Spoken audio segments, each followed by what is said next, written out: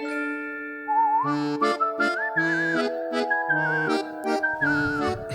you guys ever had something strange happen in your neighborhood?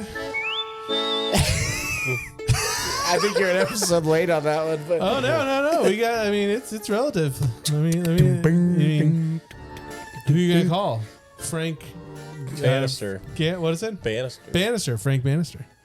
Ghostbuster. Because he's the Frank Bannister. Because he's the Ghostbusters of this town. We didn't mention it last week, but the NES games for Ghostbusters are fucking awful. That's what I wanted to ask you.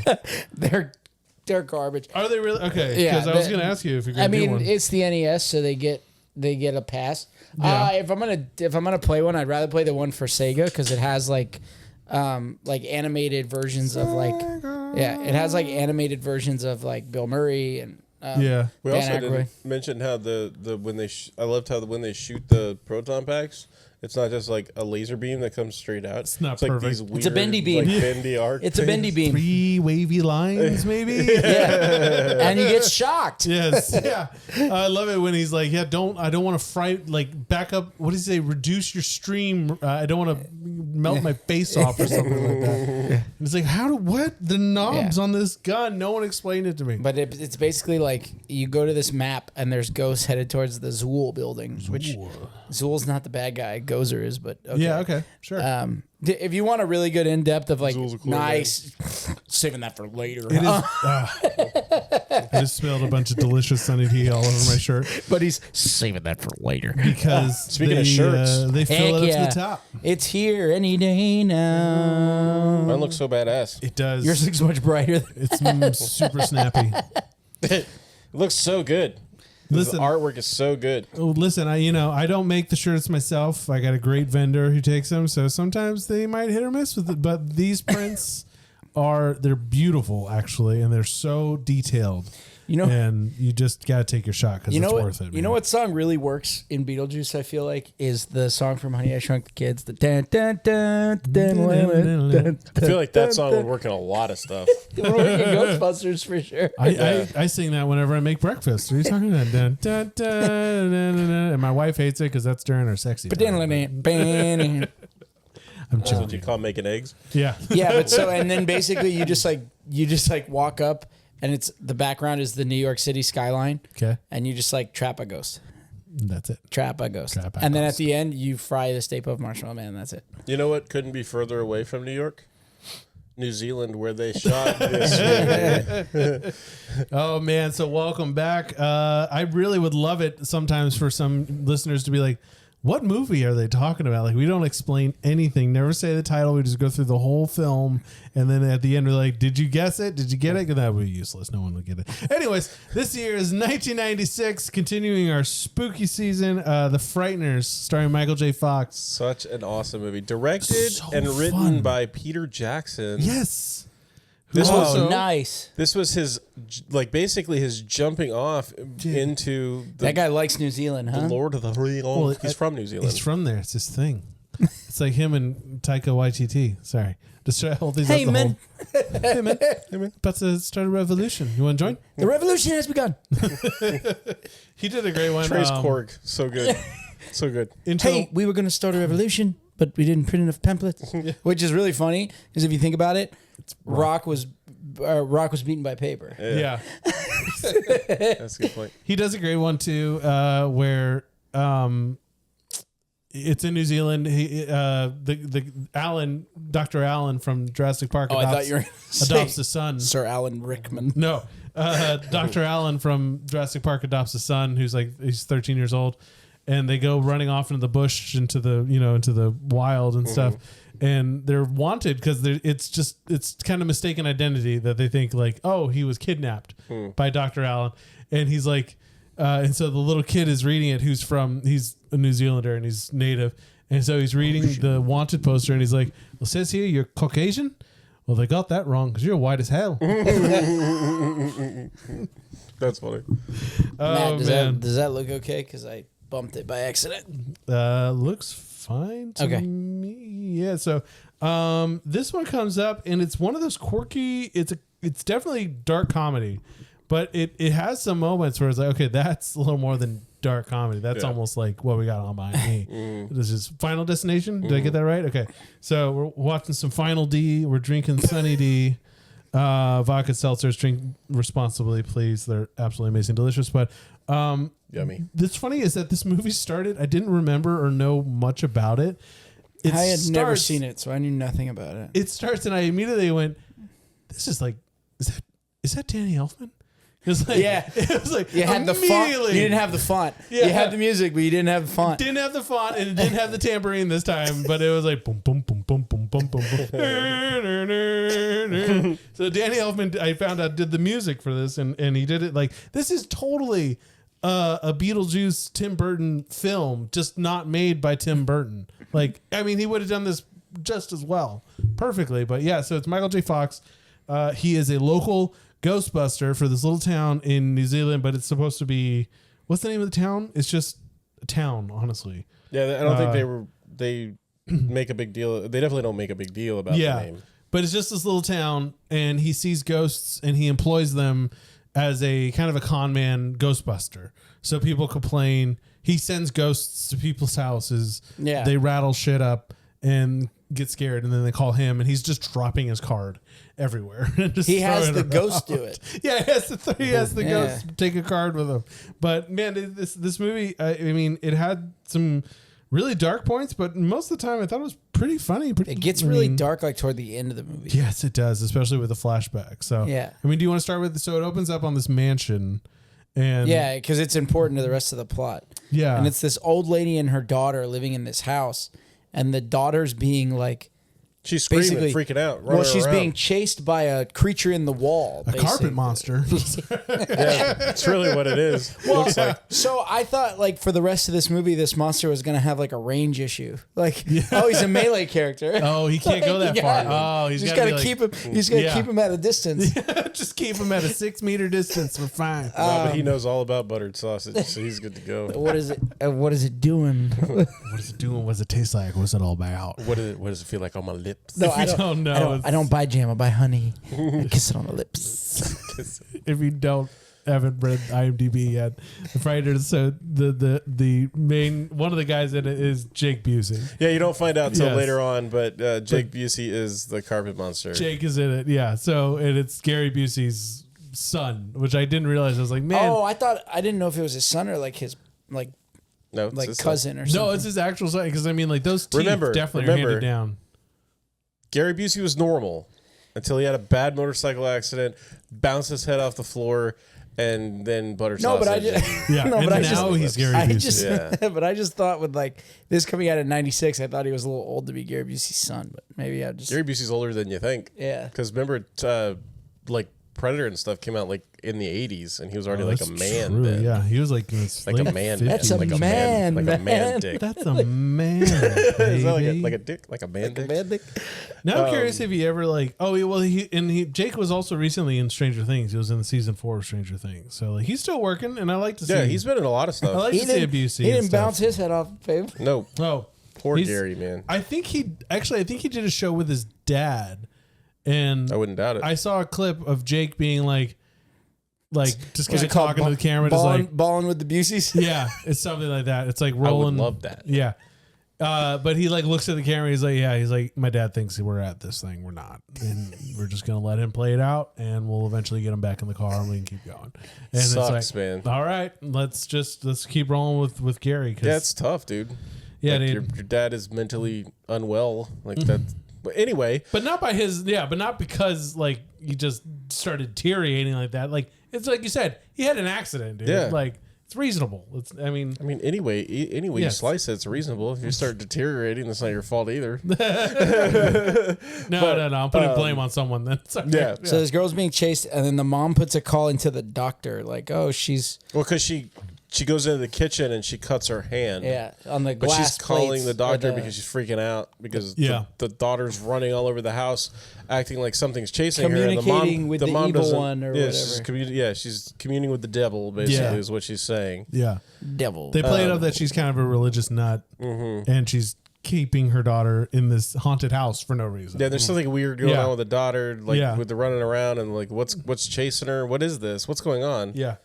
And then then the next day, the nurse comes out basically, or is she a doctor? She's a doctor. She's a Yeah, Dr. doctor. Linsky. She's covering Yes. her normal doctor's Right. patients because he's out of town. Because he's at a seminar or a conference or Oh no, something he's like he's that. going to a funeral. A funeral. Oh, yeah, He's he's going to there the in the funeral town. that That's right. Frank is going to later. So yeah, so she shows up right. and she's like, Yeah, she wants to give her some stitches because the cut is pretty deep, and then she notices some bruising on her neck.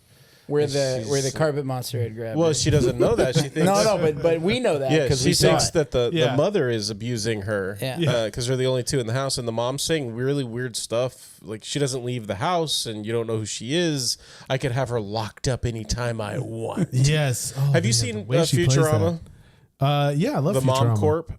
Mom Corp. Oh, is that her who plays Mom? I don't know if it is, but she could. Her hair is the Mom Corp hair. That's I right, don't. I yeah. wouldn't doubt it is the same actress, but it looks crazy how I didn't notice that in one of the reviewers I was watching. I was like, oh my god, you're right. Like She's that's got insane. Futurama hair. Yeah, which for sure. Futurama came out like in 98, 99, something like that. So Man, this would have so been, good. They could have got. It could have drawn inspiration from this. So good. Macaroni. So yeah. So she shows up and I know you said Matt Groening, but I heard macaroni. macaroni. I was like, macaroni. Yeah, I like Macaroni. macaroni. Didn't say macaroni. no, I Little said hot dogs cut up in it. Macaroni. That's a real Italian treat. There's some times where I feel like I need to talk in a weird accent because for some reason it's more enunciated when I do that. Anyway, so the doctor, now I got to get out of the accent. So the doctor shows up. She's like, she thinks something's really suspicious and weird about it. Yeah, and the mom's like, oh, I can have her locked up anytime I want. Yeah. Everybody says that she was an accessory, but it was cold-blooded murder. And then it jump cuts to the funeral that Michael J. Fox is at. Frank Bannister, also the played funeral. by Michael J. Fox, Yeah. is arriving to this funeral of this person, and Yeah. it basically gives you the like a quick synopsis in the beginning of what's going down. There's like some people that are dying, mysterious deaths. Yeah. And he starts passing out his business card, because he is a paranormal investigator, Psychologist, paranormal something like that? Yeah. psychologist who Yeah. can get rid of spooks and different things for you. Yeah. So as he's there, the reporter for the town's paper is snapping pictures and notices Frank come walking up. So he's watching him with his camera, and one of the gentlemen, he's literally trying to pass cards out to people as the funeral is going on. Yeah, Here you it's, go. Here you you at least go. got to wait till the end. Maybe set up a booth or Is he- something. I don't get like in the very beginning of the movie with Frank. Is he drunk? Is he not drunk? He kind of feels drunk. I just really loved Michael J. Fox being such a disheveled, like kind of sleazy character. Like I loved that he pulls up in this old Studebaker, like the same one that Kermit and Frozzie in the first Muppet movies right across America. That's why you know it's a Studebaker. That's why I know it's a I knew Studebaker. Bear in his natural habitat. A Studebaker. Let me tell you, you're going to take a left at the fork in the road. And there's a giant fork in the road. And he goes, I don't believe that. Anyways. So, yeah, he shows up. And this was honestly, I was talking to our friend Anthony up in Atlanta about it, because I was like, what's a better movie? Like, what's Michael J. Fox's better role? Is it him being in Back to the Future, Come on, man. or is it the Frighteners? Come on, man. Back to the Future. I like this movie, but that's that's McFly. I know it's McFly, and I totally understand, but like I thought in terms of like a depth of a character, in terms of a range of what he's supposed to be doing, I just thought, Dude, Michael J. Fox he like was makes out with his mom. what? Oh yeah, He goes from like a normal kid in the 50s to making out with his mom. make it out And with his playing mom in Johnny there. Be Good. Yeah. It's your cousin, Marvin. Yeah, we'll cover those movies one day. You gotta for get sure. to it. So I just appreciated the grit that I think Michael he's J. just Fox a had to be able fantastic to- actor. So, yeah, he's- Generally, I'll give you that this might be better than him in Family Ties.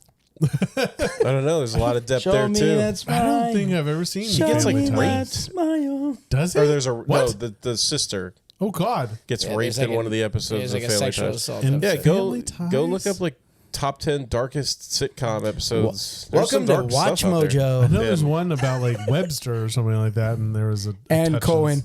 racism and Nobody? different stuff like that. All Nobody. that stuff. No one. What? I knew there was one about Webster, and I went Webster and Cohen. Oh yeah. So he shows up. He's passing out business cards. He's looking for his Work. next He's work. looking for work. He's looking for Which work. I don't know why he's bothering doing this when you find out How he actually operates. how it Yeah. goes down. Yeah. He doesn't need to look for work. Maybe Well, it's yeah. just like putting people in, like putting the idea in front of people, just like, like our house is haunted. I just recently maybe. saw that. Like, what do I do? Yeah, because But he leaves. Right. He leaves the funeral. And he's driving. Yeah, he's basically drunk. You don't ever see him drink, I don't think, but he's basically acting like he's wasted. Yeah. And he's all over the road. He's like, he's going down these super curvy roads, and he's just cutting the corners completely. He's Yes, driving through the cutting right grass, off. like, Yeah. that's not even effective. Like the way you're driving there. But you're not getting anywhere. he faster. almost heads on a semi. Yeah. And to get away from it, he cranks the wheel over and crashes through this fence, and the guy comes running out, and it turns out that Pissed it's off, dude. Dr. Linsky's husband, Jackass Linsky. Yeah. I think his name's Ray. Yeah, it is Ray. Ray. Okay. And he's furious about his fence, and I love this scene, the way that Michael J. Fox pulls this off, where he gets out, he gives him his business card, and he's like, yeah, just give me a bill, I'll pay for everything, don't worry about it, I'll take care of it, I'm sorry. And the guy's like, I'm gonna call the cops, I'm gonna sue you. And he's like, well, just no need to get litigious, like I just told you I pay for whatever it is, like I'm sorry, it was a mistake. And the guy's totally being a jerk, which I get, he's pissed, but Michael J. Fox looks back and sees his little stupid like gnome village and makes a point to run one of them over on his way out. And then he's screaming. He's got his license plate. He's like, "I gave you my business card. Like, you have my name and my address." Ray's heartbroken about it. He's like, he calls one of the gnomes by his name. It's That's like, right, he He's like, does. Dr. Roberts, or something like that. He'll never gnome alone. Oh my gosh! Wow. This is a tortured pun. Yeah. So, And it turns out that this is the husband of the doctor who was at, dude, he plays such a great sleazeball though. but she was at the house. Yeah. It's the Right, same the doctor. haunted house. Yeah. And the way you find out that it's her is it cuts to the bedroom right after all of this goes down, and He's on a rowing machine. well, yeah, he's on the floor on the rowing machine, and she's watching a documentary about murderers and serial killers and all this stuff, and it's talking about this horrific event that went down in the town years and years ago, probably like 40 years ago, Yeah, or because they were something saying like that. maybe in the 50s, and this is 96, so 40 years ago, maybe. Yeah, And something. basically, this guy, Gary Busey, went into the hospital in the town. Not Gary. Jake. Jake, excuse me. Sorry. We're not talking about what Gary does on his weekends. Right. It's just In his what mind. The movie. Yeah, I was going to say, he does not Buttered do sausage. yeah, no, buttered sausage. But Jake goes into what's his name in the movie? Look here. I got it. this. He's an Johnny order- Bartlett. Yeah, Johnny he's Bartlett. Yes, He's an orderly at a hospital. Well, he's pretending at least to be Yeah. one. And he goes in and with a double barrel shotgun, which was kind of a weird weapon to. Anyway, starts Tell us more. blowing people away with Yeah. this gun, and as they kill people, they're carving the Numbers. number so Yeah. into their head, and you don't find out till later in the movie. But the first guy that's talking to him is like, orderly, where is this? Orderly, Are you deaf? orderly, are you deaf? I'm talking to you, orderly. Hey, moron, are you deaf? And then he whips the sheet off the gurney that he's pushing. Yeah. And there's the double barrel shotgun. He picks it up and turns around. And he says, "I guess that makes you number one," and blows this guy away. But Dude, yeah, it's so gruesome in it some is part, creepy. Yeah. Yeah. So yeah, he starts numbering, and that's his whole business. Like he's all he's about like, obsessed with the record. I got 12. Yeah. I got 12. Beat His- that. Like I got That's 12. two more than Starkweather. And his big thing is that the record should be held by an American. a pure-blooded American. Yeah. Oh jeez. dude. Yeah, Starkweather is claiming 10. That puts me 2 ahead. Yeah, and like they're taking him out of the Yeah. of the police station, and he's being interviewed, and he's like, "That's 12," and like, so he gets the chair. Yeah, and the reason you find out that the young woman, which I'm trying to find her name again, But the daughter in the haunted house was the daughter ruled in the an haunted accessory house to murder. because she was 15. Yeah, her boyfriend. That was her. That was her boyfriend. Yeah, was Jake Busey's character. God, I'm trying to find. and it. so Was she it went Deborah? to jail for like No. 20 years. Yeah. No, I thought she went to for like 17 years? something 17 like years, that. something Yeah, like that. something like that. Yeah, and then she was conditionally released by the governor, basically on house arrest to her mother's care. And there's debate in the movie whether she was involved or whether she was an innocent bystander that just was, infatuated with this guy who ended up doing this heinous And thing. the mom's convinced that she just chose the wrong boy. Yeah. So you go back later that night. So she's there watching. Dr. Linsky is on the bed watching this, which I was like, dude, where do you go? Like, this is 96. Did you go to Blockbuster for Yep. that? Or was that the local library? Like, Hollywood Video. heinous It was murders? Like, it was no, on they VHS. keep a copy of it in the new hospital as like a warning. Oh, this is the one. Yeah, don't do this. That's great. It's yeah. part of their orientation. Oh yeah, right after the Right what's after the oath? right after the hand Hippocratic washing oath. tutorial. Yeah, it's hand washing and then watch the murders. Don't ever do call this. an orderly a moron. Yes, because then you'll be number one. So she's watching this, and all of a sudden, like weird shit starts happening. So the bed starts lifting up. Stuff starts flying. They basically think they have a poltergeist. I love how the husband is, like Trey said, he's doing like the rowing machine on the ground, and I think at this point he had even started doing sit-ups. Yeah. And as the bed starts to float and levitate, he goes, "He's alive." And the king, Elvis Presley statue goes Yes, floating comes through. floating by. And it She's- turns out that the guy who played Ray Linsky has played Elvis like 4 times in Oh, really? different like movies and biographies and stuff like that. Oh, Well, man. quick sidebar. How about that guy who just played Elvis that like can't stop talking like Elvis because he got so deep into I think his it? name's Sean Austin. Is that his Yeah. name? Yeah. Oh yeah. Where he would just kind of, Keep talking Weird. like this was it. Yeah. And it's like, whoa. Fried peanut butter banana sandwich. Imagine like playing the Macho Man. You're stuck talking like Macho Well, Man. I think Oh, you're right. You Pete know what Dobson, man, yeah. Pete Yeah. Dobson plays Ray, and he was young Elvis in Forrest Gump. Yep. Forrest Gump. No, he's the kid. He's the guy there doing nothing but a hound dog and he having taught me- Forrest rattle. Taught me how to swing my hips. Yeah. You talking me to dangle. No, Jenny's Jenny. No, he taught Jenny taught how to me to dangle. dangle. She taught me how to climb. Yeah. I taught her how to dangle. That's right. Yeah. So, okay. So they got poltergeist, and so who do they call? Well- Ghostbusters. Well, no, his So- card so the- is on Yes, the bed. Yeah. When they crashed through the fence, when he crashed through the fence earlier in the day, he gave him his card, and right then and there, Ray Linsky rips up the card and throws it in the air, which is like really retarded. If you want this guy to Yeah, Pay dude, for your you want lawn. fence. as much information as you can. okay, why would you rip up his information? What are you doing? But He's got his license plate. That's when he goes and he is like kissing on his wife right before all of this bizarre poltergeist kind of stuff happens, yeah. tucked into the covers right there at her side is Frank Bannister's business card. And he says, "I thought I ripped this up. I swear I ripped this up. Yeah. Did he come back here?" And she's like, "What are you talking come about?" back here? Yeah, Yeah. the guy who tore up the fence. What are you talking about? And that's when everything goes haywire and stuff starts flying all around. And I love the scene. It cuts, and he's standing in the kitchen. Yeah. And there is just shit flying all around the kitchen. The cabinets are opening and closing. The The dishes. plates are flying by. Like, not flying like they're being thrown. They're just flying by slowly. Yeah, like a little kid were like grabbing it, and like me. And she's like, "We gotta call this guy." And Yeah. he's, why? No, There's I'm no- not doing that. Yeah. Yeah. And then he gets hit in the face. Yeah. The And she toaster says, hits him in the face. "Ray, we have a poltergeist."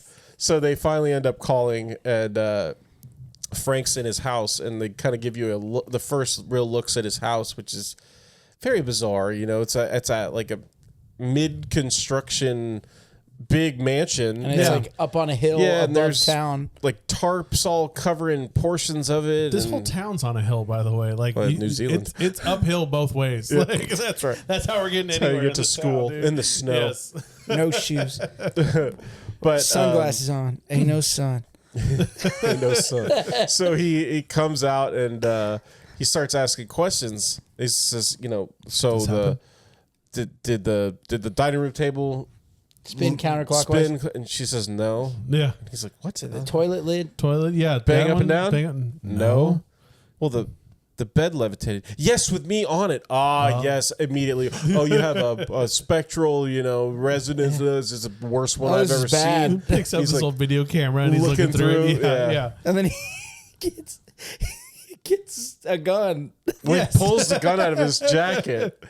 He does. He turns away from the camera and then immediately pulls out this gun. And they're like, And holy she crap. screams. Whoa. He's like, it's a water gun. Well, he goes, Holy water. it's holy water. And he's like just walking around spray. like he opens their microwave. Like, He opens the fridge and it's like, and then opens the freezer and then walks away. Like, what are you doing? Just hitting everything. But he pulls out this great, like, homemade, like, it's like a ham radio, basically. Yeah. That somehow produces a little baggie of something. What the hell Yeah. is that thing? He's like, oh, I had the hardest time with this prop. I'm like, where, like, was this repurposed? Because, or was this like actually something that existed? Because it's just a big old radio. He starts dialing it in. He's like, this usually takes a little longer than this. So he's like just hamming it up for these people. But then all of a sudden it produces this little baggie. And he's like, oh, got him. You guys, do you guys want them? Six or do you want? spectral entities. He's like, do you want them or do you want to just keep the just, ectoplasmic remains of 6 spectral entities. So he just throws it down the garbage disposal and and runs he's the like- water. He's like, get him. Okay. He's like, you guys should be fine. Let's just call it even. It's gonna be 400. No, he was telling him like Yeah. like 500. He's like $500. I'm not paying it. He's like, Yeah. Or we could just forget about the fence. And as he came to their house, he took out the rest. Yeah. Yes, He crashed right the through the other fence. gnomes. Yeah, the rest of the fence. Oh, dude, it's brilliant. I love the setup because, but then, so you get home, you get back to his house, and you find out, oh, he sees ghosts because they just appear. He had a near-death experience that altered his perception. So he's appeared and he's using these ghosts to con people into, and so he's like, guys, you really let me down tonight. You didn't rotate the dining table. You didn't do the Didn't toilet. even do the toilet seat. Oh, he's like, you should, and like, I love the attitude of the ghost. He's like, you should have been there living in the damn bed. You know how heavy that thing is? Like, it he affects back the- out. He makes him ride in the trunk. Yes, that's right. They ride Because he doesn't want their ectoplasm all over the inside of his car. Yeah, and he said, the ectoplasm is the only thing holding that piece of junk together. So you have Chai McBride. I think that's how you pronounce it, but he plays Cyrus. So he's the black dude with the afro. Died in the 70s. He died in the 70s. Yeah. He keeps telling. He's like, Frank, I want to change your clothes. He's like, it's not my fault. You died in the 70s. It's not my fault. That's a crime against a man. So, but Chai McBride, he was in Pushing Daisies. I don't know if you ever watched that, which is also dealing with dead people and bringing them, using ghosts to solve mysteries and crimes. Okay. So if you ever, it's a fun show. The Pie Maker is the same guy who plays in The Hobbit. He plays the King Elf who won't come and help the dwarves fight off King Smaug. Thranduil. So, yeah, I think that's him. Oh, yeah, the Thranduil. ribbon. Anyways, he's Legolas' dad.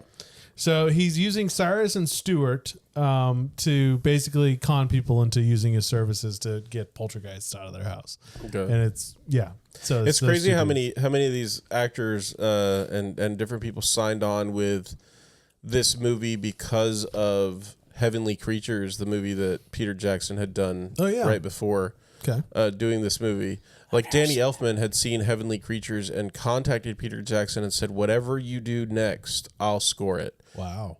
And without even reading the script or knowing what the movie was about, agreed to doing The Frighteners. I gotta watch that movie then. But the 'cause movie was written by Jackson and his wife, his partner, as basically like a Tales from the Crypt. Like basically like a short or like a theatrical Tales from the Crypt. And they contacted Robert Zemeckis, who did Tales from the Crypt. And he liked it so much that he thought, like, we have a feature here, not like a Tales from the Crypt. And that's kind of how they got in touch with Michael J. Fox, because Zemeckis had done Back to the Future. have either of you watched a lot of Tales from the Crypt? Some, not a Remember lot. any of them? No. I remember like the host. Yeah, the iconic. Dude, yes. decaying skeleton. That's guy. when I knew. I was like, oh, it's time to go to bed. Yeah. Turn off the TV right now. I'm gonna die. Turn around and he's like, hello, kitties. And you're just like, okay, good night, bye. But I did watch one in middle school, late middle school, because I thought, I'm a big boy. I'm going to watch this and not be scared and I'm fine. And then it came on and I watched the whole thing. And it's one where this guy goes into a haunted house and there's a cameraman with a light.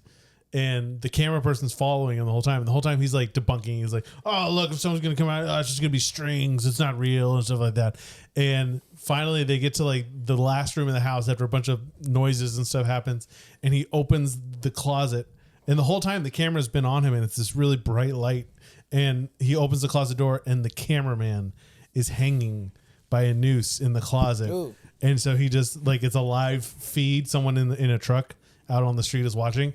And the guy like who's hosting the show just turns to the camera and then the camera turns off because you realize, oh, whatever's happening is real. Is a cinematographer because they're holding the camera the whole time. That's crazy. So yeah, like it's such a great twist. And I remember that because it terrified the shit out of me. You reminded me of so good. You asked last week from the Creep Show. The one that freaked me out the worst. There was the Blob one. Yeah. But the one where the woman is cheating on her husband and she goes driving home and there's a hitchhiker with a sign that says Dover on it. Oh. And she's doing something to get her lipstick or something. And she veers off the road and runs this guy over. And she's freaked out. She's got to beat her husband home. So he doesn't know she's cheating. And, yeah. But she just ran this man over and like doesn't know what. So she just leaves. Yeah. And then as she's trying to get home, he keeps appearing like on the side of the road. And it's like, it's this whole thing. And then she ends up crashing her car, like basically pinning this guy between her car and a tree and trying to kill him. But, you know, it's like a ghost thing at the, like, I don't know what it is, but at the end she pulls into her driveway and she's all excited that she made it out of there. She's all cut up and bloody. And when she gets out of the car and goes inside, like the guy comes out from under the car with the sign that just says Dover. And it's just so creepy, like creepy. What if she actually took him to Dover? What would happen? And they're like, just get in the car. Just okay, get I'll in, drive fine. you. You're not I'll going take anywhere. you to Dover. Whatever. Just can we end this? I got gas money. You know how expensive gas is? Seriously. Can't keep hitting you. And then you meet another character. You meet the judge. Judge. Because Yeah. So good. Because dude. this So John Played Aston. by- undead. Well, this John Aston. Yeah, John Aston. Yes. Yeah, he this just died Yes. this weekend or this year. Oh my gosh. Sorry. He's Sean been a- Aston's dad. Is it? It is. Wow. Sean Aston's dad played Samwise Gamgee. Samwise Gamgee. That's his dad, dude. The original Gomez Adams is Samwise's dad. Samwise's dad. I didn't know. They don't look that much alike. No, they don't. But it's anyways. but it's probably only because I remember him as like Rudy and Samwise, and then I remember him as Gomez. So it's like they don't look. Yeah. So sorry, you were saying. So you meet the judge. Yeah, you meet Judge and the like undead dog, because he's chewing on the judge's jaw. Yeah. Oh, that's right. Yeah, there's a dead bloodhound running around. Yes. And the judge is talking about how it's time to retire. Yeah, and- because his ectoplasm's drying up. And like nothing's holding me together, boy. yeah, and Frank's trying to convince him not like, to. "You've been He's, you're falling my apart best. for Like years." you're the best one. You're my go-to guy. Yeah. He says when your jaw starts falling off and dogs are running off with it, I think it's time to hang it up, Frank. Yeah, he comes out. It's a little jarring. Like he's just all upper skull. Yeah. And obviously missing a lot of other. A lot of parts. his It's like torso. his rib Yeah. cage and his spine are Yeah. just there. His costume design was pretty great. It was just And he the never effects. Poor and he that never was brilliant. quite Yeah. puts the jaw on straight. Which, Yeah. Well, he puts it on and then it goes. yeah. it Like, pops back I was out. like, dude, Sticking just out a bit. punch that back in. Somebody hit it. He's got no Someone. tendons to hold it there. Yeah. Yeah. So they start. They keep doing what they're doing. They start. Keep trying to ghost hunt set people up as a con man. But he goes into town the next day, and all of a sudden Ray just shows up out of nowhere. The guy that it wasn't even explained. Just Ray just randomly comes running around the corner as a ghost. Before that happens, Okay. it's inside this really nice house. There's a maid Yeah. with the 3 babies, and there's a baby and a bouncer. The baby and the bouncer is Peter Jackson's son. Oh, no way. Little tidbit for you. Oh, yeah. And he was standing off camera because he had to have him smile and stuff. So he's off camera like, you know, that's very cute. But then the 2 ghosts that are friends with Frank come in, the black guy and the nerdy Cyrus and Stewart. Yeah, Cyrus and Stewart. Thank you. And they pick the babies up, and it's funny because they get down with the baby and the bouncer, and they said, "All right, kid, listen. Yeah. So we got to scare your parents." And he's like, "The kids always get it." Yeah. And then the kids can see the ghosts, but they're cool with them. Yeah. And so they pick them up, they fly them around the room. Everybody freaks out. The wife comes in. They basically throw the babies on her. Yeah. And the funniest part is they start running them around the room because one of them has pooped in their pants, and Cyrus is grossed out about the poop in his pants. But after this, so she calls Frank, and Frank comes running out to get rid of the poltergeist. Yeah. And she's standing there holding a paper, and he's doing his whole spiel about the worst I've ever seen and this and that. And the 2 ghosts are sitting there trying to tell him, like, Frank, stop. You're wasting your time. Stop. Enough. Yeah. And so it turns out that the paper that caught pictures of him in the graveyard the day before running his scam. Yeah. Posted a whole article front page with his picture about him being a scam artist. And before he could get there, this lady read it, and she says, "Oh, I'm so sorry to have called you, Mr. Bannister. Please get out of my house." Yeah. Yeah. And it's like, oh no, there goes my whole business. So he runs right over to the editor's office, who's this like the redheaded woman who's just a total biatch, and slaps the paper down, and he's like, "What the hell is this?"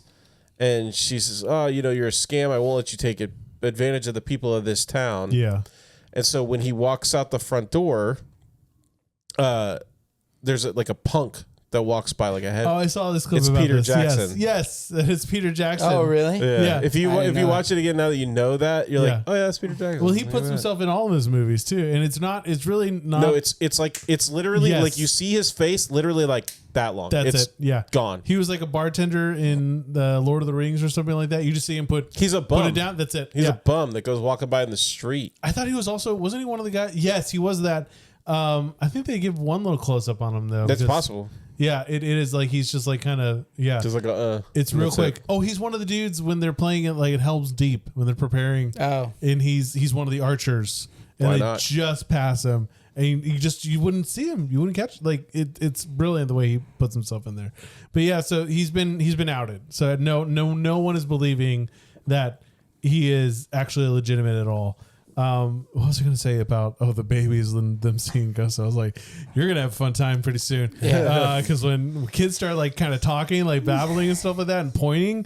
Oh man, there was one time when my oldest daughter, she kept pointing at the corner of the room, and I just kept telling her, just ignore it, honey. Just don't talk to it. Don't tell me what's there.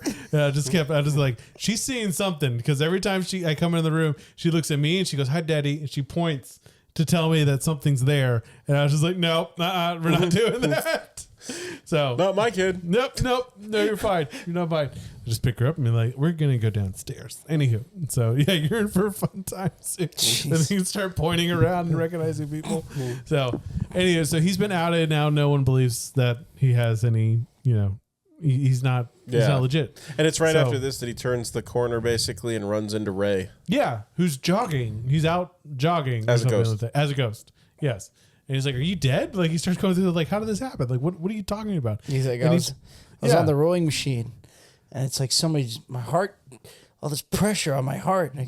And before he leaves the house, when his buddies are helping him pull the scam, he sees a number on Ray's head. Yeah, and he's like, "Hey, which one of you put the number on his head? That's not funny. That's messed up." Yeah. It's like 37. And they're like, "What are you talking about? We didn't do what? What number? We don't want to ride in the trunk anymore." Like he changes the subject because they have no idea what he's talking about. Yeah, like, what are you talking? What number? It's weird and interesting what they can see and what they can't see, and it's interesting what he's able to, help and perceive with, in this. What the rules are, because that's always my interest. Is like, okay, what are the rules?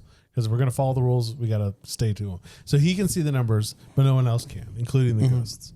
But so he sees Ray has 37 on his head, and that's the whole premise of the movie, is that he keeps seeing these numbers. The next person who's gonna die. Yes. He keeps seeing them. In which I think one of them was who does he go to? And he's like, "You're next." He's like, and she's like, "Is that a threat?" It's the editor of the paper. It is the editor. Woman. Okay, because he sees the number 38 on her forehead, and she's like, "You're next." Like you're next. And No, it's 39 because the whipping boy that had to go out and do all the reporting. Oh. He dies at like that Aztec, like ancient Egyptian, like ball. oh that yeah, he's doing. The museum thing. A museum, the museum yeah. thing, which we get judge's greatest. Yes. Well, and Very then weird. when he's there, the police are like, "Hey, you keep showing up when these people are dying." Right. Weirdest part of this whole movie. Weirdest part. Well, before we get to the weirdest part, let's. Okay. So I was gonna say the worst part is the beginning. so Ray wants to talk to Lucy, his wife. Right. Yeah. So they go to the out. funeral, Yeah. and you get the cool part with Gunny, the Cop. No, the drill instructor. The drill sergeant. Yeah. From Full Metal Jacket. Yeah. Yeah, there was some. It was supposed to be this hellion angel that watched over the graveyard and kept all the ghosts in line. Yeah. But they had an idea that he would behave kind of like The general. like the drill instructor. Arlie Ermy. Yes, Ermy. And then they finally decided, like, screw it, nobody's going to do it like him, so let's see if he'll do it. Yeah. And he totally did, and he is one of the best characters in the whole movie. He is, yes. How he's like, get in line, maggots! And he pulls out the two big M60s and just starts firing off, like, and it changes his whole clothes, like has a helmet of combat clothes. Yeah. But then watch us another 87 years. and Frank tries to do something, like tries to hit him, punch him, and he's like, "You can't mess with poltergeist with the afterlife maggot," like all this stuff, and he pushes Frank, like, Yeah. but because they can move objects. yeah, they can, like, if they really focus, they can like Like if affect Superman wants it. to fly faster. Exactly. Well, that's how how smart. the poltergeist can, like, make stuff fly around the room. Yeah. His buddies, but. They're there, and Ray's trying to talk to Lucy as a ghost, and it's not working. Yeah. He ends up falling into his grave, and Ray, and when he first sees him, Frank asks Ray. Frank is Michael J. Fox. Ray's the dead guy. Why didn't you, like, take the light tunnel? Yeah. Yeah. Why didn't you take the light? He's like, well, because I was too young. I wasn't supposed to. It wasn't my supposed time. to be It was there, ridiculous. Like, oh, geez, whatever. He's like, you're gonna get another chance in a year. Oh, Take yeah, it that's then. right. Take it. Don't miss it. Yeah. And so then they're burying him, and he's like, can't get out of the dirt. Like, Yeah, I heard about this. It was like they can't, like, whatever plane you're on, if you're in a hole, you can't get out of the hole. Oh, okay. Because you can't interact with the earth. Like, that's some random rule. There's a great show on BBC called Ghosts. Okay. And they said they have a fear. They're like, holes are bad. You can't get out of holes. Like, and they're like, the only option. So they really don't like Shia LaBeouf. Yeah. So they're like, yeah, Shia LaBeouf is their monster. Shia LaBeouf. Yeah. He is their monster because, like, he's just digging holes everywhere. And the only way you get out of a hole, the only way you get out of holes is you just got to keep walking until you, like, get to a part where, like, you walk Like out the on ground land. goes Yeah. up. Like the land goes down. Like you go out of a hill and you can come out into, like, another plane or something like that. So I thought that was funny. I was like, funny. that's been years. I wonder if that's what they're doing there. I mean, I guess so. Yeah. But so then the cop walks up, who's like the quintessential. It's like him and Carl Winslow are like the two guys who play cops. Yeah, Sheriff Perry, and he's fantastic. He's the most reasonable police officer you've ever seen. Hey, Frank. Well, Hey, bud. I feel like he knows Frank, and he's known Frank his whole life, and knows, like, what he's been through. Well, and because you kinda find feels out for you him. find out later in the movie that, like, his wife had died. right, And so I he wasn't was- touching on that yet. And but so if you he want to was go one ahead of the cops that was, like, involved in that. Yeah. and investigating. But like the whole time, Sheriff Perry is just like doubting the allegations against Frank. Right. Like, the whole time he's just like, it's not really. He's a nice guy. He's not Frank's MO. Not going to do that. His modus operandi. Everyone has their limits, but that's not Frank. Like Yeah. he's in constantly. He's like the only one who believes him. He's like, I love this guy. It's funny because he says, you here on business, Frank? He says, no, just paying my respects. And he's like, well, I heard other than the wife, you were the last person to see him alive. says, "Sounds like you're here on business." And then he's like, Can you give me a minute so I can pay my respects? Oh, sure, Frank. Sorry. Yeah. And walks away, and then he looks back over his shoulder, and Frank is pulling Ray out of the. You can't see him. He's pulling him out of the grave, and then they're having like an argument as they walk down the hill. So Frank looks like a Looney Tune walking away, but he leaves, and then Lucy comes up to him and says, can we get together? Like, is Ray here? Yeah. All this stuff. And so they decide they're going to go to dinner together. At like medieval times. Dude, I didn't even know. I saw this movie this? so many times when I was a kid and did not notice the medieval times aspect. Like, but there's no like jousting like centered in. It's like a legit restaurant. It's a fancy restaurant. Yes, it's fancy because it comes with drumsticks and no silverware. It's so weird. No, but they serve wine, damn it. It's so weird. Or mead. Don't you think it's probably some kind of watered down mead? Well, no, because they're always talking about how like he's like, oh, get her the red. We always have red. And she's like, oh, white. I never cared I've for never red. cared for red. And he's like, what the hell? He's like screaming and all Ray's this realizing he wasn't so hot after all. Yeah, with his own wife. He's like, oh, I was kind of a piece of shit, wasn't I? Yeah. The reality check. Yeah, so they're at medieval times. He gets up to use the bathroom. Because he's pissed Frank. at Ray. Yeah, so they're talking about their marriage, like, and basically Ray realizes the only reason she even wanted to talk to him was to find her $16,000. Yes. And that he pissed away. yeah, he's like, oh, I blew it on a bad investment. But don't tell her that. I'll figure out something. And immediately Michael J. Fox, Frank Bannister is like, it's gone, Lucy. Yeah, he blew it on a bad investment. Gone loose. And he realizes he can knock over the glass. Yeah. And spills the So wine he spills on the wine Michael on J. Fox. So his pants. So he goes to the bathroom. Yeah. And this guy walks in and watches him like just like foot up, just Yeah, he's like rubbing on his junk. and he walks in and he's like, good food. Yeah. It's so. And so that guy standing at the urinal next to him And suddenly he sees the number on his head. yes. 37. And that's when the wallpaper starts Moving. And then moving. Death himself comes out of the wall. Yeah. Such a cool effect. Yeah. It was really it definitely it's a sign of the times. It's funny because he is the worst looking effect of the whole movie. Still cool. It didn't really take me out except for like maybe once or twice of the experience, like where you're like, oh wow, that was like really bad looking. Yeah. But other than that, it's super awesome. It's super cool. It was decently done. And it was creepy enough because it's not like he just came through just a solid wall. He was like lifting up matter, like the tiles and the wallpaper. He was like behind it somehow. And that was creepy. So it was good. So Death comes and kills Takes the his other hand dude. in the chest. Yeah. And basically what he's doing is just like popping their heart. Yeah, he's squeezing their heart until they die. Yeah. Stopping it from beating.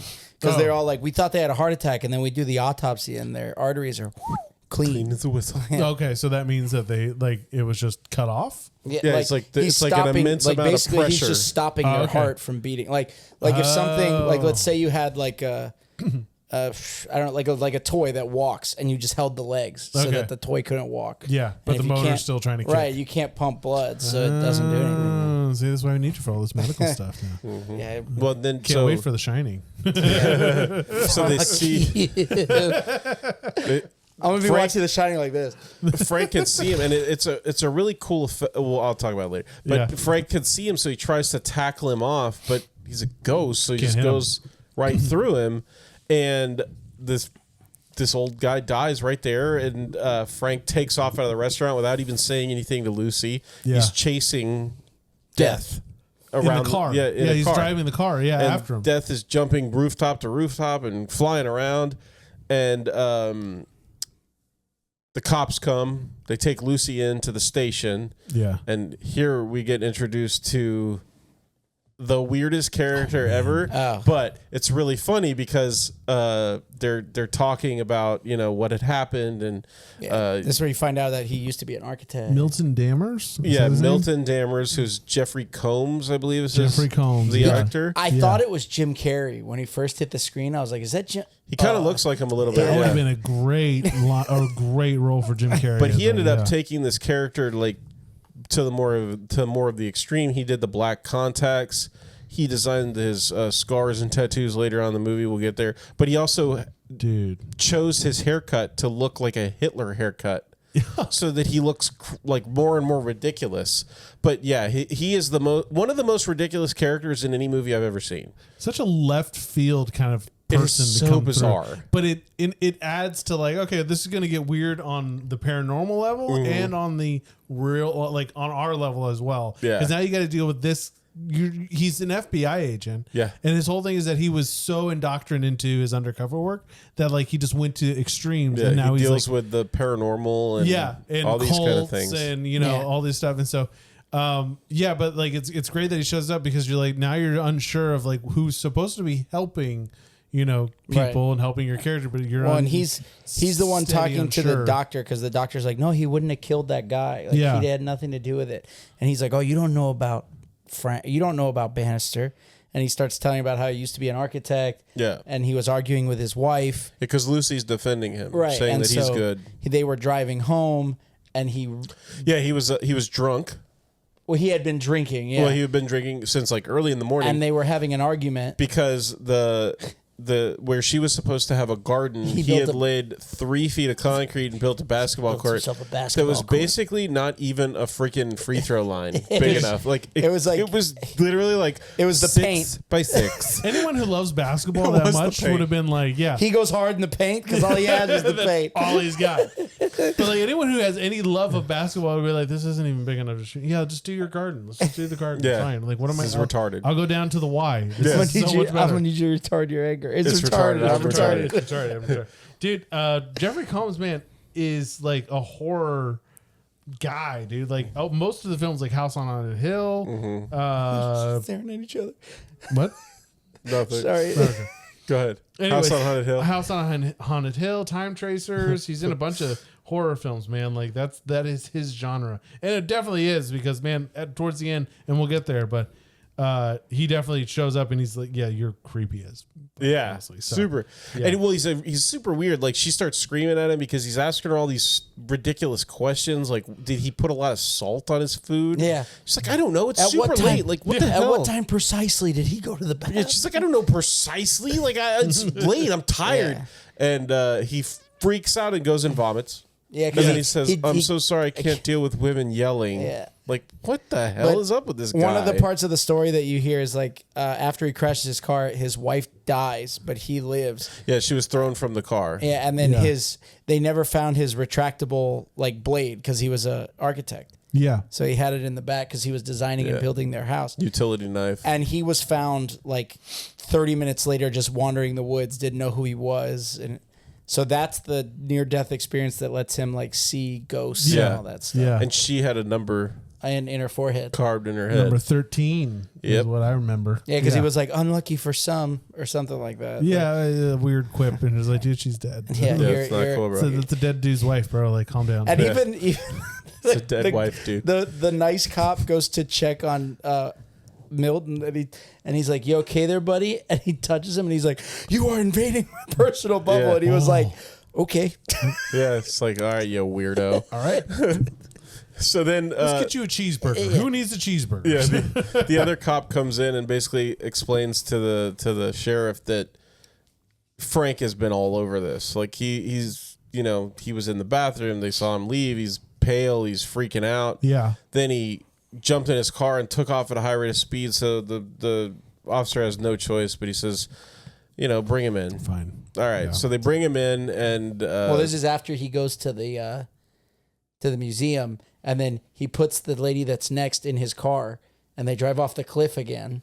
Is it before or is it after? No, this is that's where he goes. Like when he gets in his car and he drives off at the high rate of speed. He ends up at the museum. He ends up at the museum because he's looking for death. Yeah. And so he tells the lady like, you're next. Yeah. And then she's like, that a threat? Is that a threat? And then you get the great scene with Judge where you figure out that like the ghost can fight death. Yeah, because right when Frank arrives, the kid's already dead. Right. And he sees him go up into the beam. Like he sees, that's how he finds the museum. He sees the big beam of light come down. Oh, yes. Yeah, yeah. And he gets there and you see the kid like swim off into the abyss. Because the guy in the bathroom, in the bathroom's like, Mom? Yeah. Kind of makes you feel good. Yeah. Like he's so happy. Get up there, dude. Yeah, he's Get so your ass happy. up there. Like, Mom? You got to worry about a thing anymore, but don't you worry about a thing. Yeah. That'd be so nice. Gets up there, but and then Judge comes rolling out and Well, because he's about to kill her. Yeah. In the middle of everybody. Yeah, the redheaded bitch lady. The newspaper lady. Yeah, the editor. And Judge just starts. Yeah, starts blasting with his 6-shooter away. Yeah, and Michael J. Fox is like, yes, way to go, Judge! Like super excited. Everybody's like, and by this point the cops are there. Yeah, and they're like, and the cop pulls his gun on Frank like immediately. Like, what are you both doing? of them do. Yeah, and everyone's like, whoa. And the freaking museum curator runs over and he's like, whoa, hey, put your gun. Like, dude, those are cops. Like, you don't tell them to put their guns away. Because the other lady's screaming, like, oh, he told me he's going to kill me. Like, he told me I'm next. Blah, blah. Yeah, because she saw the number. Judge gets his day because there's a young with a corpse. mummy corpse. Well, so the other two, Clyde and Stan, Cyrus and Stewart, Cyrus and Stewart, Clyde and Stan. Just throwing out names with C's and S's. Ebert Roper come in. Yeah, seriously. This is like Siskel Good Burger all over again. The skinny one and the fat one. Well, so they come in and because the cops are going to take him away, and they're like, they got their guns on him, and like he doesn't know what to do, and so then all of a sudden the sarcophagus opens and the mummy comes out and starts walking across the floor, and it turns out that it's the two ghosts. Well, they're shooting at the they're shooting the mummy. And Clyde. Good shooting, Tex. No, well, so Judge comes out and all you see, he's like investigates. He's like, oh baby, good set of teeth too. So investigates, and all you see is then so this is Sean Astin, by the way, playing this role. John Astin playing this role. And you see his hips coming out of the sarcophagus. Like he's humping this thing. And he's like talking about how he's not firing blanks anymore. I'm not firing. He's like, I got it back down here, boys. Oh my lord! Dude. But then they basically sneak Frank out in a casket.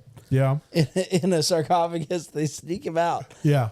As a bulletproof protection too, because they're shooting at him. But Death kills the Judge. Oh, he kills Judge. He hits him with the scythe and cuts him out in half. So now he's like, oh man, like he can kill them again.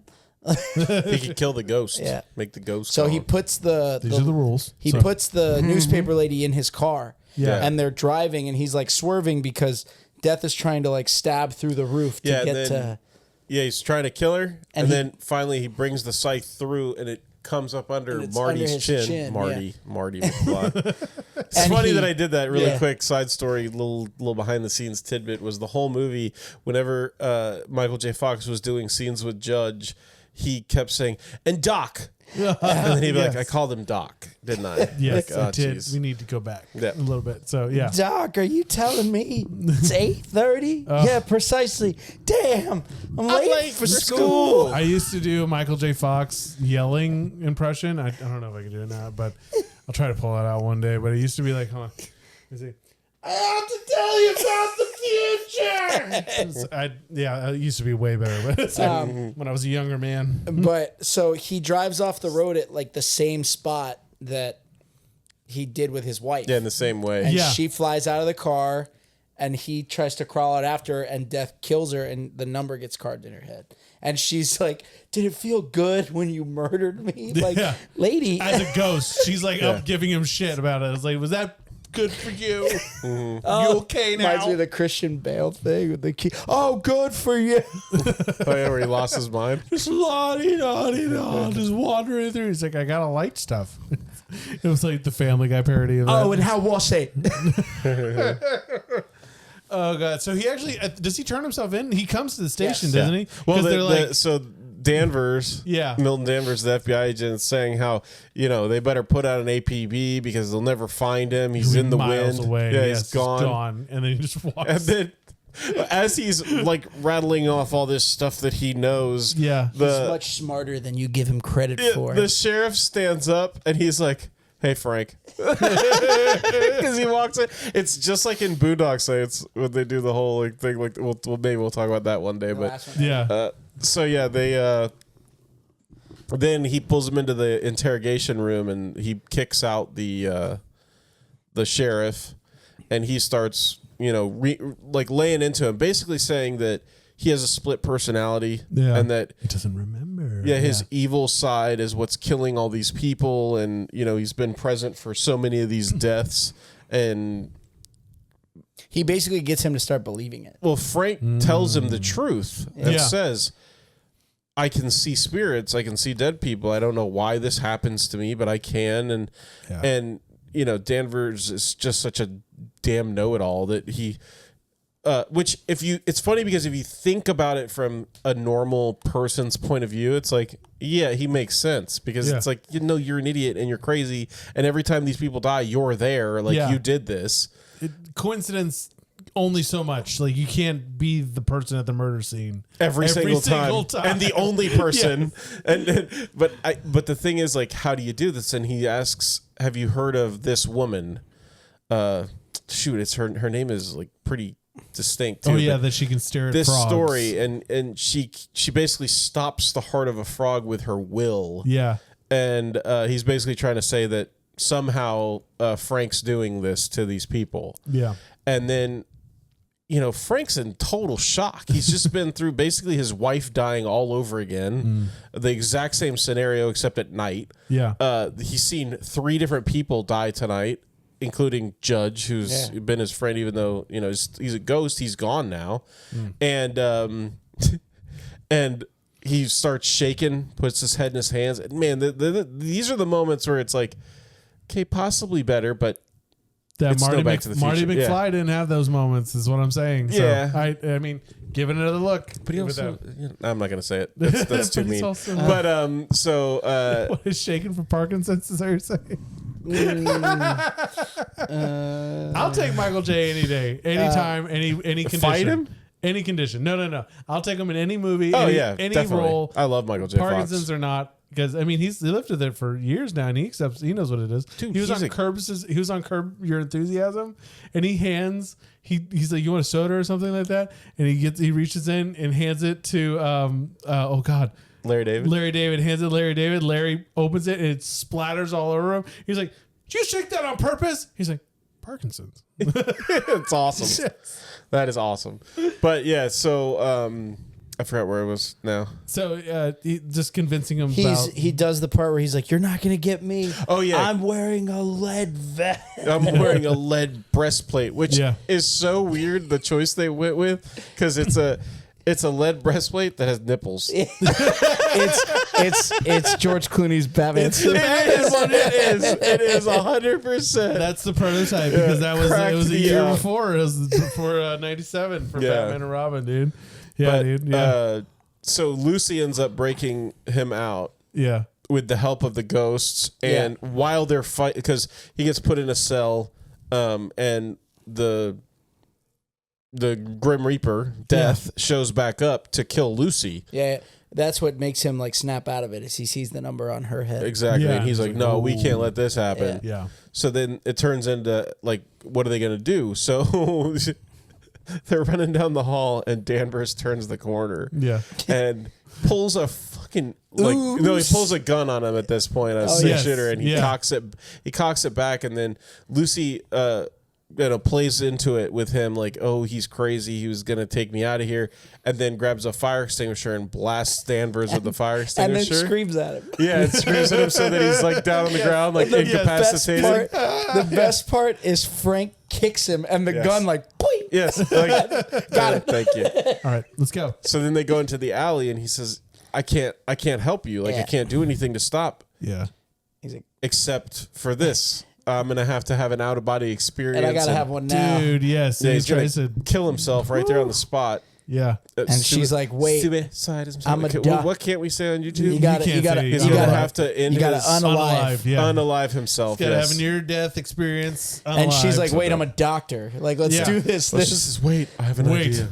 We have technology. So she gives him drugs. We can rebuild him.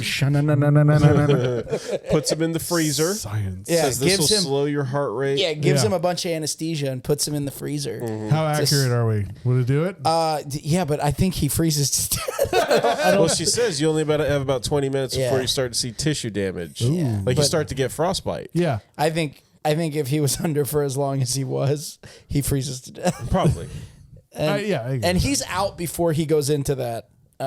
Like if they're using like real propofol, like real anesthetic, like they put that, and you know how they're like, oh, count backwards from 100. Like, Yeah. I've seen people get to like 95 Yeah. is the high score. You're like 99. Yeah, and like- most people get to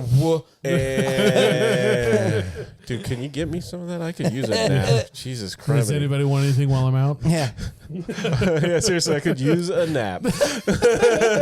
And so now he's a spirit, so he Yeah. can fight the death. And he I like how they do the whole thing where he, as soon as he comes out of it, he's like falling through the floor, Yeah. like falling through the walls. because Yeah. he doesn't know how to Oh, like Figuring control out it the yet. planes, man. You got to figure it out. Yeah. And then so basically he beats death and Kicks but- the shit out of him. Yeah, Oh, but Yeah. in the meantime, Because Milton has taken the girl into the Right. cemetery. So the girl gets taken to the cemetery by Danvers, It and does. then that's when the fight goes down between Frank and the Grim Reaper. Jake Busey. Yeah. Well, we didn't know that yet. You do now Yeah. in this moment. After he kicks his ass, he Yeah. does this great piece of CGI where he Well, throws the guy's face. Because Gunny gets killed Yeah. Yeah. by death.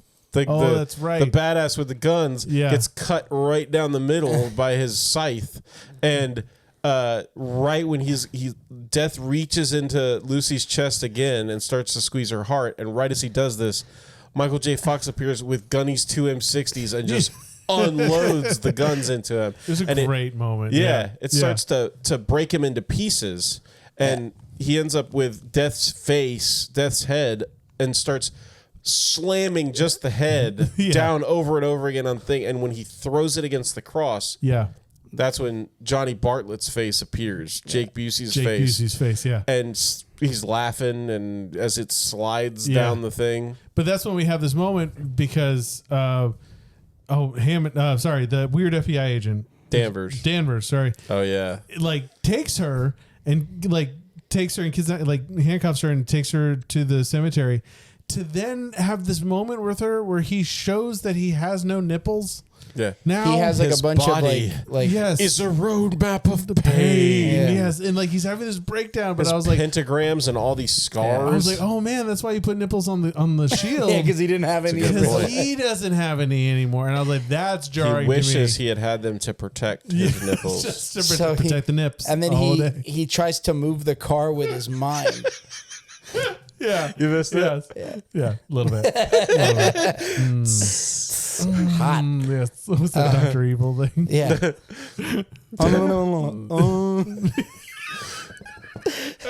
We're losing listeners. That's when, it's when he drinks the mojo in Yes. the second Austin Yes. Powers. Oh, yeah. And he goes, We got cross mojification. We got Yes. we got cross mojification. Mojification.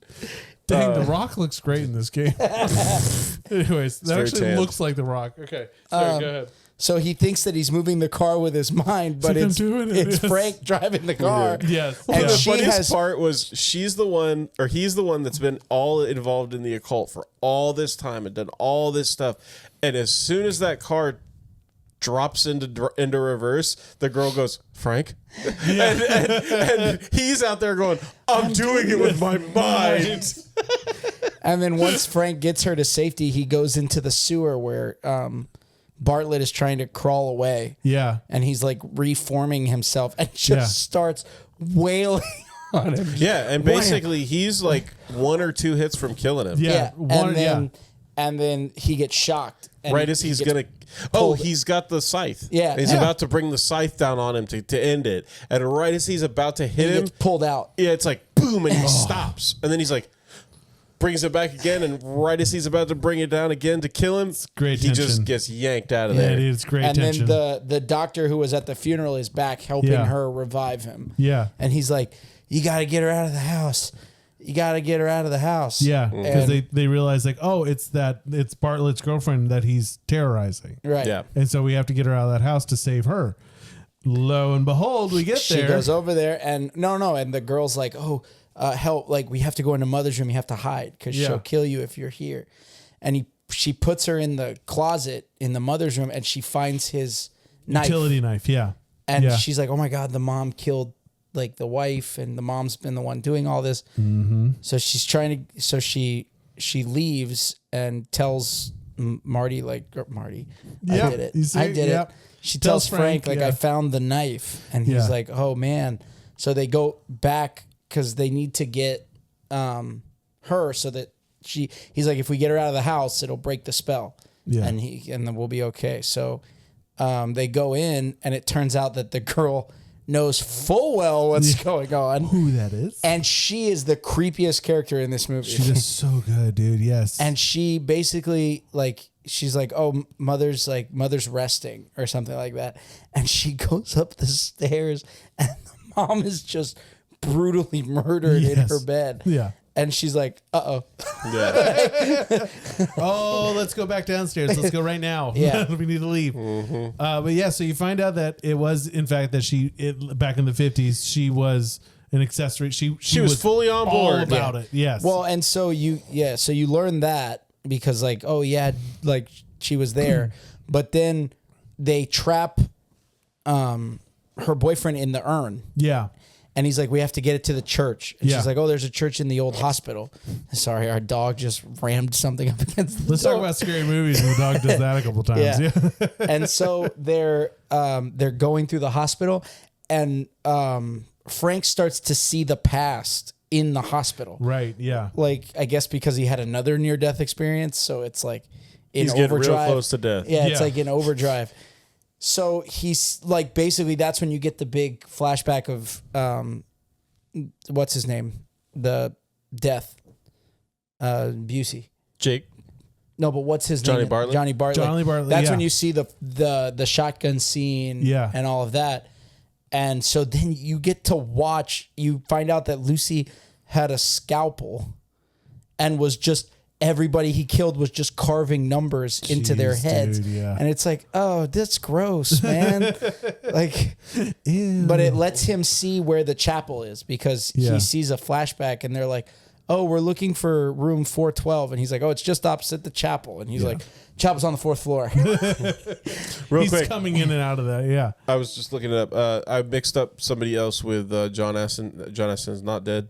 Just wanted to clarify from earlier in the episode when I said that. It was Wow, name. man. John Astin is still hanging around. Apparently. Wow, I dude. couldn't find that he was gone. Good for him. Sorry. Go ahead. So they're going up to get the But- ashes of Johnny Bartlett onto consecrated ground. And this girl is chasing them with a giant fog flashlight attached to a 12-gauge shotgun. She's Just ready to blow him away. boom. Thing's got to weigh like 60 pounds best. I mean, Yeah, like- but this girl's a psychopath. Like, yeah, dude. she looks like, have you ever played Resident Evil 7? She looks like the mother in Resident Evil 7. Man, I don't think I've actually played any Resident Evil. Oh, You're missing out, man. talk about spooky season. Yeah, spookies. That, yeah. I'll see if I can find one cheap on Xbox or something. No, I have a couple. I don't have anything. Get Resident Evil 2 remastered. Yeah. Ooh, that's a nice one. All Dude, right. that when you bought that, and then like 3 weeks later, they Shut up. lowered the price. Shut up. Shut up. Shut up. I felt so bad because I was like, Tyler, you bought this? He's like, yeah, it's really good. Why? And I'm like, oh, because it's on sale at the PlayStation Store. And he's like, what? Yeah, shut up. What?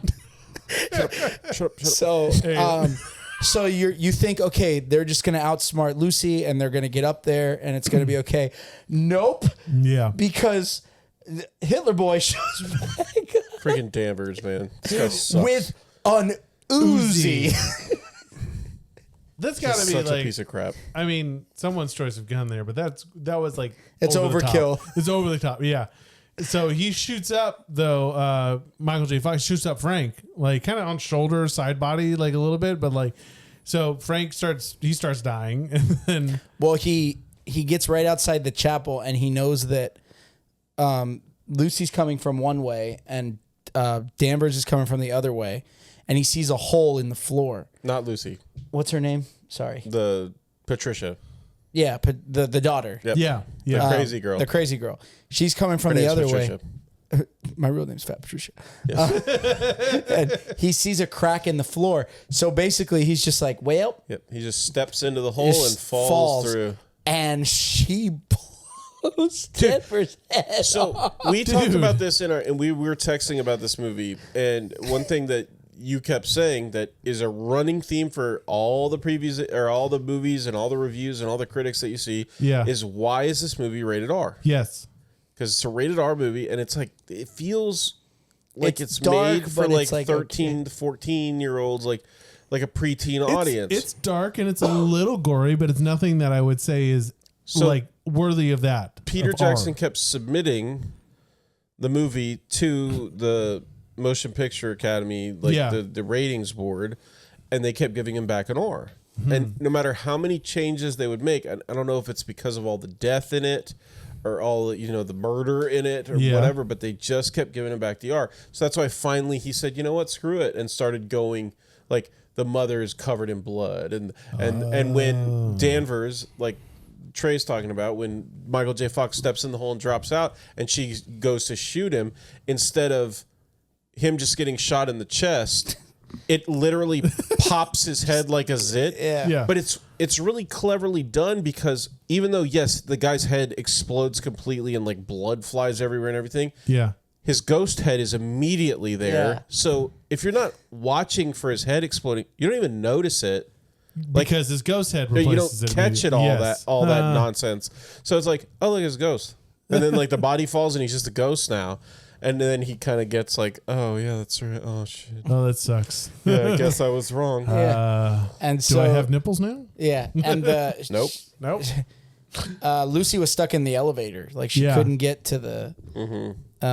But The fourth anyway, floor. so she goes downstairs to check on Frank, who's dying, and then basically the boyfriend shows back up, and like it gets oddly like sensual while they're like, Yeah, he's all rubbing her up. Yeah, it's weird. They're kind of like that the whole movie when they get around It's each other. weird. Yeah. That's how Lucy first realizes like something ain't right about Patricia. Yeah. Because she's got her hand out in the air and she's talking to like what is really herself. Yeah. But It's a lot of caressing. he's the and she's like, oh, I'd like that. And she's like, what did you say?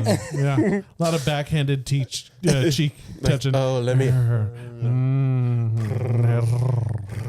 We've But, lost 15 losers. So the 15 losers? Yes. Jeez. 15 hey, listeners. I don't think you're losers. No, not a single one of you. Not me. So Not then me. the beam comes down.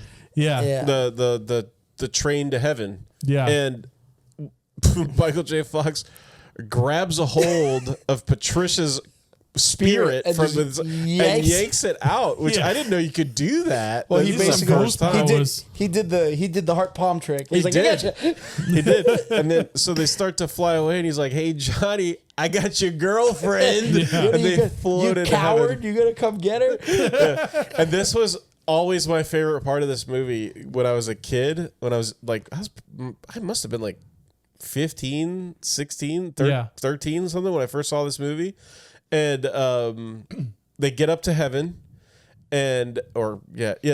It's heaven. Yeah. And his friends are there, including Judge. Yeah, Cyrus and Judge Cyrus and and Stewart are talking to him, and they're like, "Oh, the cigars up here are awesome." Yeah. And then Stewart's like, "Oh, and the ladies." And he's like, yeah, Stewart's a real ladies' man. Who would have thought?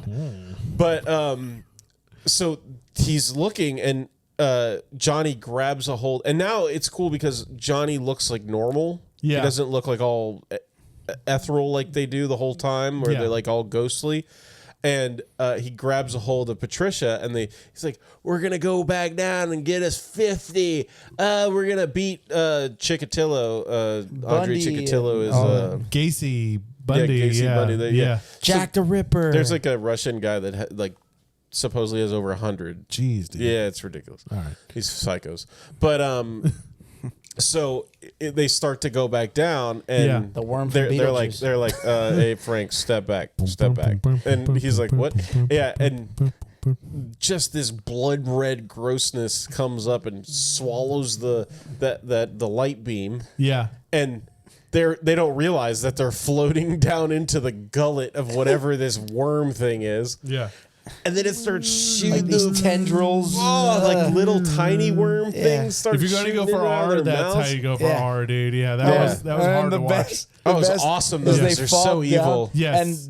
and the worm turns around and just like dives into hell. Stuart, my favorite line.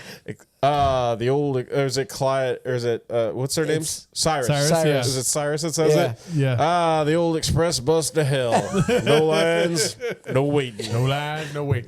I can do a southern black guy. That That's your But niche. then That's right. he's That ju- and $20 for pizza, $40 for he pizza. sees his wife and he's like, I am home. And Yeah. he's like, not your time. And she's like, "Don't blame yourself. Be happy." And she releases him of all the guilt of it. that Or he's been living not with the for all guilt, these but years. or like the uncertainty. Like, did I kill my wife? And all. There was one part that we didn't touch on that I wanted to was before they go to Patricia to get Patricia. She goes to Frank's house. Yeah. All dilapidated and gross looking, which I thought was funny because it's pouring down rain. She gets there. She gets out of her Jeep and she walks inside with nothing but a raincoat, but her hair's dry when she goes inside. Just, raincoat had a hood on it. Things you notice because of my father pointing out all that stuff growing up. But then she went outside and that's when she gets rained on and gets wet. But Yeah. her husband, the ghost of Ray, is with her, trying to talk to her, and she goes out where the basketball court had been, and it's the only part of the whole house that even looks at all put together. Yes, like and remotely it's this finished. Yeah. beautiful little garden. Yeah. With an immaculate square of grass around a lemon tree. Yeah. With flower bushes around the outside and all this stuff, and then she looks up and notices that the basketball hoop is there, all cockeyed and rusted. Yeah. And basically you can tell like he's been living with the guilt of He's this. moved on And from Ray goes, "What a waste of a perfectly good basketball That's court." it. And like Yes, Ray's face is all like burnt up. It starts deteriorating more. Yeah, I don't know he where says something. I don't know where the burn stuff came from. Yeah. But early on, Frank says that you're bound to you're doomed to leak ectoplasm for Out of all your orifices. So Yeah. that's why they all look. I kind of wish they hadn't done that. It's weird how like the nose and the mouth and the ears just have like this runny quality to them all the time. Yeah. But at the same time, it's something unique to the movie, so I can't knock it. It's some of those rules where like, okay, Yeah. well, you're going to be here, but you're going to like, just with Judge, you're going to deteriorate Yeah. even more past like whatever you died with. Yeah. Like you take a little bit of that with you, but then it's like Beetlejuice rules, but Beetlejuice, they seem to stay like at least consistent. Like you don't ever get worse. You just kind of, whatever happened to you, like That's what happened. that's what happened. Yeah, But like with the this guy- one, it's like they slowly deteriorate. Which have either of you seen the second Beetlejuice yet? No. Oh man, I went and saw it on a Tuesday, like in the morning, and I was the only person in the theater. It was great. So it's good. I would give it a shot. you But doing I'll wait for inappropriate you things? guys to go see it. What's up? So were you doing inappropriate things without theater? I'm just kidding. And then at the end of the movie, they go to the house and he becomes like an architect again. Yeah. And the cop comes by to be like, Well, she says, "I have something to tell you," because Yeah. they're having a picnic. and then the Yeah. cop interrupts Because they're tearing down the previous house to build the new one. Yeah. And he's like, we should write a book about Yeah. all this stuff. Like, this is crazy stuff that happened. And he's like, that's not really my style. And he's like, oh, maybe ask your guardian angel over there. And he whips around. He's like, you got me, Frank. I He's got like, you. He's like, I got got you. And then go ahead. Well, the Lucy says, "Yeah, man, Danvers looked pissed," and he's like, "Yeah, he did." What? And she says, sometimes when you've been through a traumatic experience, you can start to see some really weird stuff, and it comes in with that Danny Elfman music again. But it's just such a great. I mean, it's a great movie. I think fun. It's just fun. I couldn't agree more with Peter Jackson. The studio screwed them with this movie. Yeah. To be R. The ratings screwed them, but the studio did, because the movie was supposed to release at Halloween. They wanted it to be a summer blockbuster. They took it into June or July. It was right after Independence Day had released. Oh no. Welcome to Earth. Yeah. Independence Day was swallowing every movie that came out around that time. Yeah. Then, as badass as the original poster looks, Yeah. it doesn't give you any idea what this movie is. It's just like a demon-looking face pressed against fabric, which it looks incredible. It looks so cool. It looks like a Goosebumps mask. it's something awesome, but It looked like to me like the bunny from Donnie Darko thing. It kinda Like, does. doesn't really have any connection. Like, you're But saying. yeah, Right. and Matt showed it for those of you watching YouTubes. Check us out there, YouTubes. But it as cool as it looks, it doesn't give you any insight into what this movie is, the humor that's in it, because it is a dark comedy. Yeah.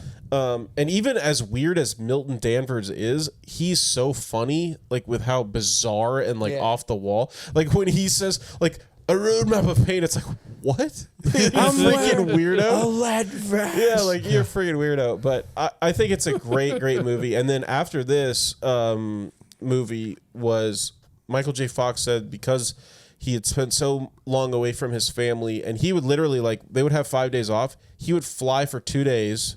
Spend a day with his family and then fly for 2 days back to set. Wow, dude. No, thank you. No. And he did all his own stunts. And on this movie, he broke his foot. Just stepped in a hole. And they had to end up taking a few weeks off. And then it actually helped them because of rewrites and stuff. It gave them some time. But this was his last feature film. He appeared in Mars Attacks and stuff like that in like kind of cameo style, but roles, not as the main role. but never as the main role again. He ended up doing Spin City. Yeah, and I saw one video that claimed that his Parkinson's had already started to show when he was doing the Frighteners, and they had to do some things during the filming, but I could never find corroboration of that. So I don't want to say that without.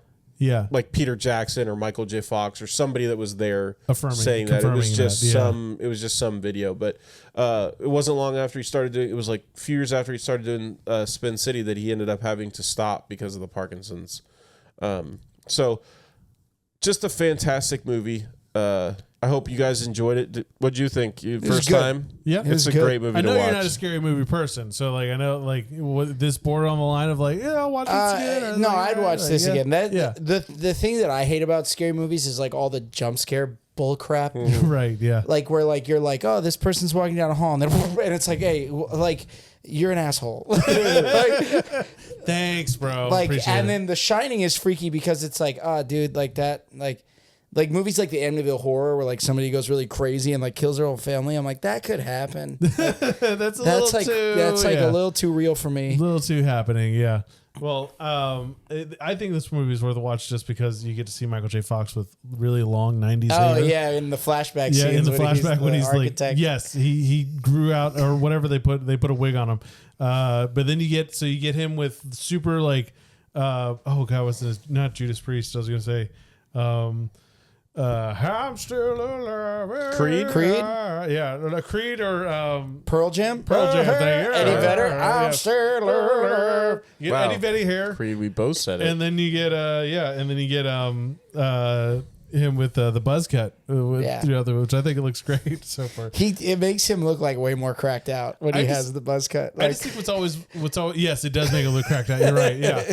I think just what this movie for me as an opportunity was to see such a dynamic range for Michael J. Fox to play witty, to play broken, to play intense, and to be like an action hero at some point. I think was great because prior to this it was all a little bit of drama, a little bit of like but it's always in that range of like just reacting to stuff that's happening, to whatever Doc Brown is saying, or to like, what do you mean we gotta go, like that kind of stuff. And it's like there's no depth to the performance, and so that's why I really appreciate this as one of his last movies that he did, because it shows I think such a great range that he can play witty, funny comedy, and also like really dark. Aren't they kind of demented. making another Back to the Future?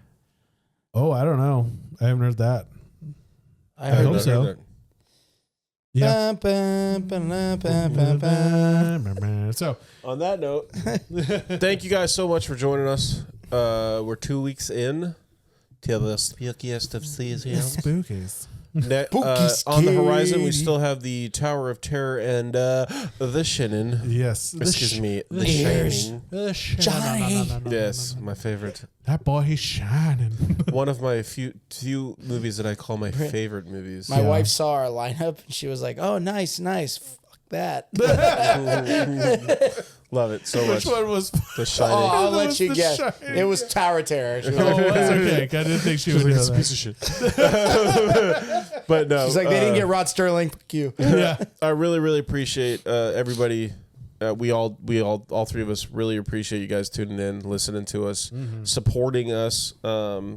Check out Sunny D vodka seltzers. They are delicious. Drink responsibly. Please comment. Check us out on the Ubentubens on the Tiki Talkies, on Instagram, Facebook. You name it, we're there. Yeah, we're there. We're there. We're there. But check out our shops on Etsy.